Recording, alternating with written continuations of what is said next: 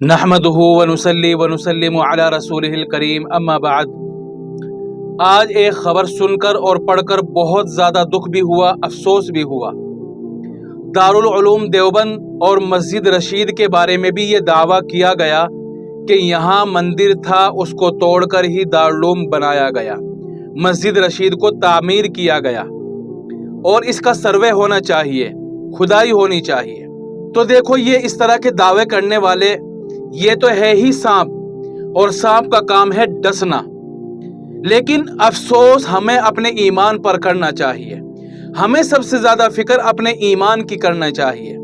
ترمذی شریف کی روایت ہے، رسول اللہ صلی اللہ علیہ وسلم نے ارشاد فرمایا کہ اگر تم پر کوئی ظالم حاکم مسلط کر دیا جائے تو اس ظالم کو برا نہ کہنا، اپنے اعمال کو برا کہنا۔ رسول اللہ صلی اللہ علیہ وسلم کا ارشاد ہے۔ اگر ہم حدیث کو سمجھے، شریعت کو سمجھنے کی کوشش کرے، تو پھر ہمیں یہ سب چیزیں پریشان نہیں کر سکتی۔ باطل کا اور کفر کا ارادہ کہاں تک پہنچ گیا ہے؟ اب اس مسجد کے نیچے سروے ہو رہا ہے، اب اس مسجد کا سروے ہو رہا ہے، اب دہلی کی جامع مسجد پر دعویٰ کر دیا گیا، اب فلاں شہر کی مسجد پر دعویٰ کر دیا گیا، اور بات یہاں تک پہنچ گئی کہ مسلمانوں کے دلوں کی دھڑکن اور اسلامی علوم و فنون کا مرکز دارالعلوم دیوبند تک بھی ان کے ناپاک ارادے پہنچ گئے ہیں۔ ویسے انشاءاللہ کچھ ہونے والا نہیں ہے، 2-4 روز تک ہی باطل پھل پھولتا ہے، وہ بھی صرف بظاہر دیکھنے میں، اور اہل کفر اور اہل باطل کچھ دن کے لیے خوش ہو جاتے ہیں۔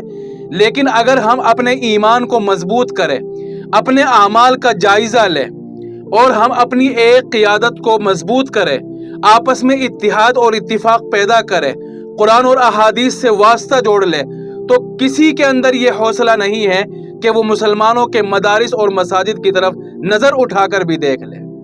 یہ ہمارے ایمان ہی کی تو کمزوری ہے۔ ہم اپنے ایمان کی کمزوری کو اور بزدلی کو مصلحت کا نام دے کر اس سے جان چھڑا لیتے ہیں۔ تو سب سے پہلے تو اپنے اندر اتحاد اور اتفاق پیدا کریں، اپنے آپ کو بھی، اپنے بچوں کو اور بچیوں کو تعلیم ضرور دیں، دنیاوی بھی تعلیم دیں، اور اس سے پہلے دینی تعلیم ضرور دیں۔